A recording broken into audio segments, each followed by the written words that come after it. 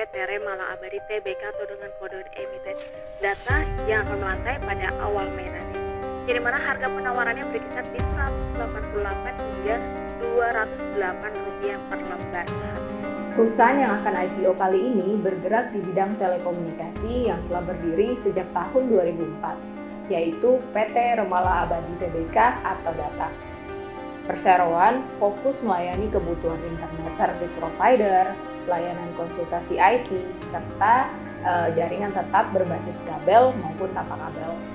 Data menawarkan 275 juta lembar saham atau mewakili sebanyak 20% kepemilikan pada range harga 188 sampai dengan 208. Nantinya, market cap Data akan berada pada kisaran 259 sampai dengan 286 miliar. Jumlah seluruh nilai penawaran umum perdana saham adalah sebanyak 51,7 miliar sampai dengan 57,2 miliar. Dana segar tersebut rencananya akan digunakan sebanyak 35% untuk mengambil alih 85% saham PT Fiber Media Indonesia atau FMI. FYI, FMI merupakan pemilik jaringan yang selama ini digunakan oleh perseroan melalui PT PCCI, anak usaha perseroan.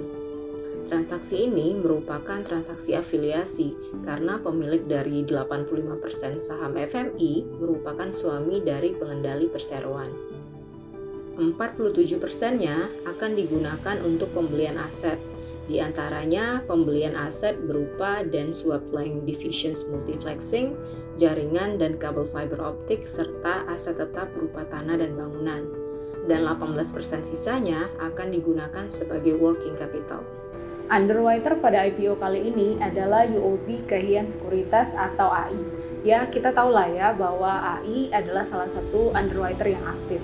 Di mana tahun ini AI sudah membawa Akro dan NICE melantai di bursa. Pengendali sekaligus ultimate beneficial owner dari Data adalah Vera Wahyudi Singgih Wong, yang juga menjabat sebagai komisaris utama perseroan. Setelah resmi menjadi perusahaan publik dengan menerbitkan 20% saham, maka pengendali akan memiliki 76,8% ownership dari yang sebelumnya 96%. Oh ya, lock-up period untuk saham yang dimiliki Bu Vera adalah 12 bulan terhitung sejak pendaftaran menjadi efektif. Kalau kita lihat dari strukturnya, Data memiliki 3 entitas anak yang mana saat ini hanya PT PC24 Cyber Indonesia yang sudah menyumbang sekitar 20% dari pendapatan konsolidasi per Oktober 2023. Sedangkan 2 entitas anak lainnya belum beroperasi secara komersial. Karena 35% dari proceeds IPO akan digunakan untuk mengambil alih entitas afiliasi FMI, tentunya penting untuk mengenal lebih lanjut perusahaan ini, di mana nanti akan dikonsolidasi oleh Data. Didirikan pada 2010, PT Fiber Media Indonesia atau FMI adalah penyelenggara perdagangan aktivitas telekomunikasi dengan kabel dan tanpa kabel. Seperti yang sudah kita mention sebelumnya, 85% saham FMI dimiliki oleh Budi Aditya Erna Mulyanto, suami dari Vera Wahyudi Singgih Wong yang merupakan pemegang saham mayoritas Data dengan kepemilikan 96%. Apa sih peran dari FMI ini? FMI merupakan pemilik jaringan yang selama ini digunakan oleh perseroan melalui PT PCCI berdasarkan perjanjian kerjasama penjualan jasa penyelenggaraan jaringan tetap tertutup untuk melakukan 99% aktivitas distribusi ke pelanggan. Maka dapat disimpulkan bahwa Data sangat bergantung pada FMI saat ini. Karena nantinya akan dikonsolidasi, yuk kita bahas laporan keuangannya FMI. Dari segi size cukup besar ya, di mana revenue FMI sudah setara dengan 33% revenue Data per 10 Maret 2023. Sementara dari segi aset dan liabilitas, FMI sudah setara dengan 28% dan 38% aset dan liabilitas Data per 10 Maret 2023. Dari segi ekuitas, terdapat pertumbuhan dari 12,3 miliar pada full year 2022 menjadi 23 miliar pada 10 Maret 2023, ditopang oleh adanya penghasilan lain-lain sebesar 2,86 miliar. Nah, maka itu setelah dikonsolidasi dengan asumsi revenue FMI dan data tidak berubah, maka kita bisa expect revenue data akan meningkat cukup signifikan setelah transaksi ini. Dari segi valuasi, 85% ownership dengan nilai 20,6 miliar setara dengan 19,8 miliar rupiah atau 85% dari total ekuitas per Tenman 2023 sebesar 23 miliar, di mana menunjukkan PBV sebesar 1,04 kali. Kalau kita bahas mengenai persaingan usaha, penyedia layanan internet terbilang cukup kompetitif ya. Beberapa pemain besar diantaranya ada IndiHome, Biznet, dan First Media. Sedangkan posisi perusahaan masih terbilang relatif kecil. Namun, tidak menutup kemungkinan perusahaan bisa meningkatkan positioning-nya di masa mendatang, diimbangi dengan meningkatnya penetrasi internet di Indonesia. Saat ini, perseroan hanya memberikan layanan telekomunikasi di Jabodetabek. Kedepannya, kita tunggu saja apakah perusahaan juga akan melakukan ekspansi keluar Pulau Jawa. Perseroan menyasar segmen korporasi, pemerintah, maupun individu. Beberapa kontrak dengan pelanggan korporasi yang masih berlanjut diantaranya dengan BPK Penabur, Family Mart, Alfamart, Yayasan Bina Sarana Informatika, dan Universitas Kristen Indonesia. Nah, selanjutnya kita bisa bahas dari sisi finansialnya. Yuk kita bahas laporan keuangannya. Jumlah pelanggan data mengalami peningkatan pesat dari sekitar 35.000 pelanggan menjadi 126.000 pelanggan pada Oktober 2023.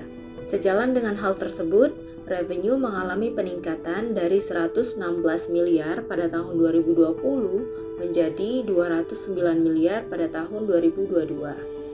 Hingga Oktober 2023, revenue perusahaan mencapai 179 miliar, yang mana terdapat kenaikan sebesar 6,4% dibanding periode yang sama tahun lalu, didorong oleh kenaikan jumlah pelanggan sebesar 5,8%, penambahan POP atau Point of Presence, dan peningkatan penggunaan internet.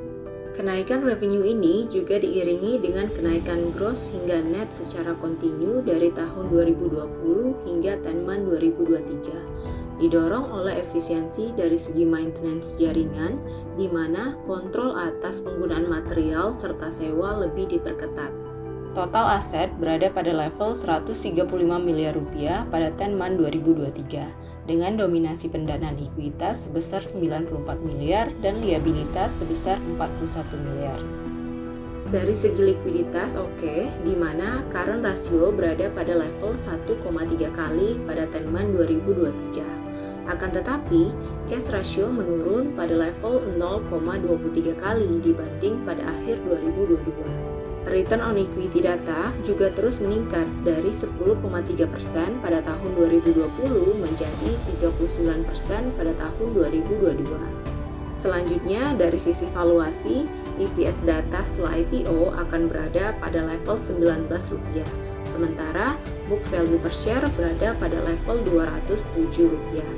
Maka, data berada pada valuasi full year 2023 annualized PE 11-12 kali dan PBV 1,8-1,9 kali. Dari paparan tadi, kita dapat menarik beberapa kesimpulan nih. Yang pertama, data berencana menggalang dana maksimal sebesar 57,2 miliar pada range harga 188 sampai 208. Kedua, sekitar 35% dari proceeds akan digunakan untuk mengakuisisi 85% saham dari PT Fiber Media Indonesia atau FMI. Nantinya akan dikonsolidasikan di laporan keuangan data. Maka kita bisa expect revenue data akan meningkat cukup signifikan pasca transaksi ini.